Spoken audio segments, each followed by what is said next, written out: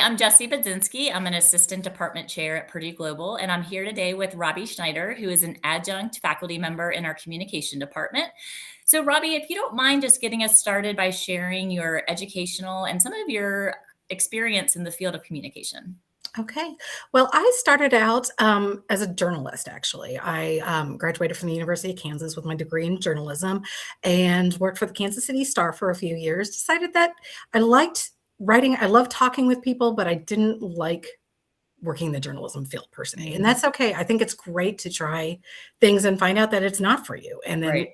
figure out how to move those skills into other things. I ended up working for a medical school in Kansas City where I was doing magazines and educational pieces for recruitment. And I really fell in love with the idea of working in healthcare communications. And I've been in Indiana since 2002. I've been working primarily all that time in local healthcare systems, doing everything from internet communications and web content to change communications for things like, we're moving computer systems to we're moving hospitals. And then most recently in social media and content marketing. Okay, awesome. A wide range of things. Yes. And it's great because, the skill sets that we have, we can take them and just do amazing things with it. It doesn't mean that you're locked into a certain career path. Right, absolutely. Has there been a favorite thing that you've done in the field? Oh, goodness. I think my favorite thing that I've done, I really love working in content and social media. And working in the healthcare space, it's always challenging because the people who reach out to you, they're often reaching out to you in some of the toughest times of their lives. Right. And so, it may seem like a very small thing, but that moment, it's a very big thing to them or their loved ones.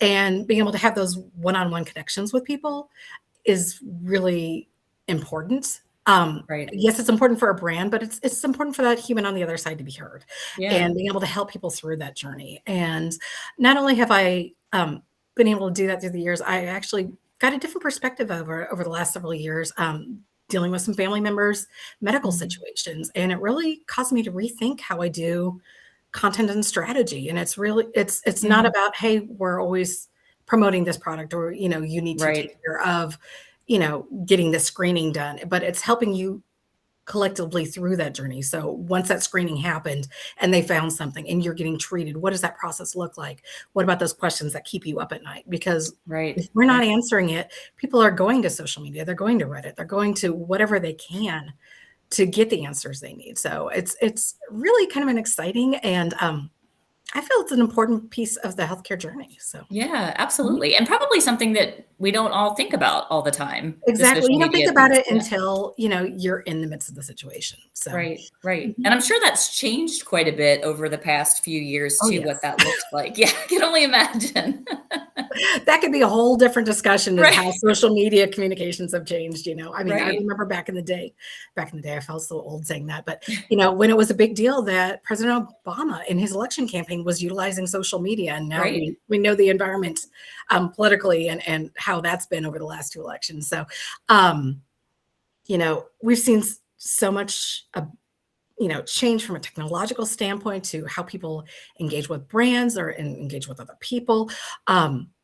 It's really fascinating. You could be in a crisis, you could be in a snowstorm. I've literally had people tweet us during a snowstorm saying, okay, they say that the roads are impassable, but I've got a broken arm. What do I do? I mean, it's just, suddenly you're thrust in that caregiver role. So it's never a dull day in social media. I'll be I'm sure. Sometimes I wish it was a little more dull, but Yes. Oh, that's very exciting. So how did you find education? I actually had thought about the idea when I was in Kansas City and I had worked towards my master's degree with that.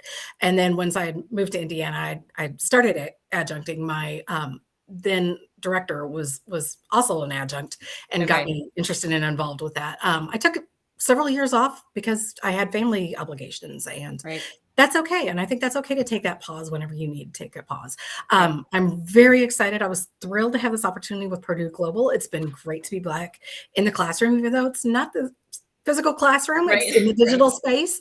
But it's been great to get to know people from all over the world and help them become more confident as communicators.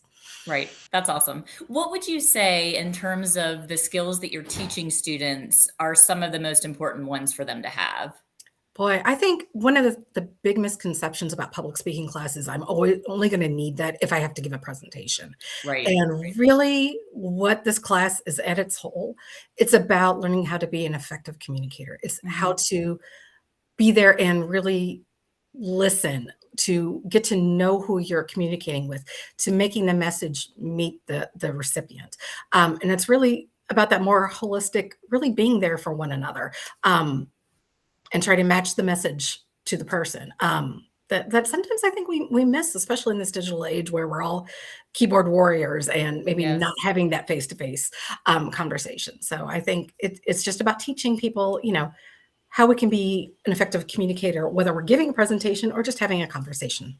Right. That's so Mhm. true. And I think that also speaks to the fact that a lot of students who take our communication courses, they might not be communication majors. It might be an Exactly. elective that they're picking because it aligns so well with so Mhm. many of the programs that we offer. Like I'm thinking about Exactly. our human services students who are wanting to be future case managers Mhm. or counselors. Like they need all these skills that you're talking about too. So Exactly. I have everybody from employees who are trying to run their own nonprofit to police officers and stay-at-home parents. So, I mean, mhm, I think mhm. anybody can really benefit from this skill set. So, Yeah, mhm, absolutely.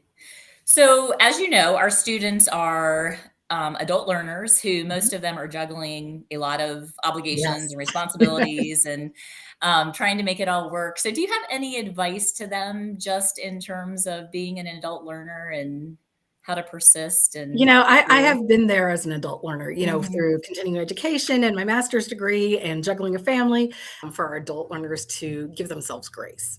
Mhm. We have a lot of pressure on ourselves. We maybe have family obligations. We may have workplace obligations. We're trying to juggle one or more classes. Maybe we have volunteer opportunities going on. There's so many things that are going on in life, and we only are allotted so many hours in the day. So, my one piece of advice I'd give to my students is to do your best, and it's okay if it's not 100% of that time. Right. If you feel like this week is too much and I can't fully participate in the discussion board, I don't want you to freak out about, have you been in there X number of times or how many posts? You participate in the way that you are able. And as long Right. as you're continuing to grow and learn, you're still making progress. Right. I think we get ourselves in that idea that if it's not perfect, it's not progress. And we still need to continue to grow and learn and give ourselves just that moment of grace that, Yeah. it's Yeah. okay that we can't, we don't have to be 100% all the time, if that makes sense. Right, Mhm. right. Yeah, Yeah. I think that's great advice, and I think that's so Mhm. important for students because I think they need that. They come in really looking for that flexibility and that Mhm. level of grace and understanding that, "Hey, I'm not just a student, I'm all of these other roles." So I love that you highlighted that. Thank you. Is there anything I haven't asked you about that you'd like to share? Can't think of anything right now. I'm sorry. No, This that's is a okay. great conversation, though. Yeah, Um, yeah. it's exciting to be part of this, and I have loved to get to know, students from around the globe, and that's just Right, one of the amazing things about being with Birder Global. So, right. Well, thank you so much for taking the time to do this. I really appreciate it. all right, thank you.